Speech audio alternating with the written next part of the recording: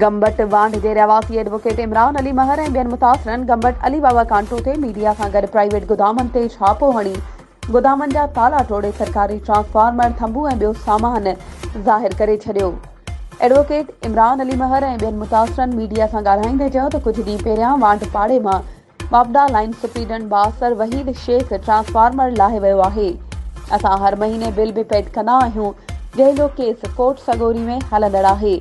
पोइ बि असां वांड वारनि सां वापदा लाइन सुप्रीडेंट बासर वहीद शेख जूं एॾियूं नाजाइज़ियूं। असां आला अमलदारनि वसवारनि ऐं सेठो सखर खे पुरज़ोर अपील था कयूं त असां सां इंसाफ़ कयो वञे, न त एहतजाज जो दाइरो वसी कयो वेंदो।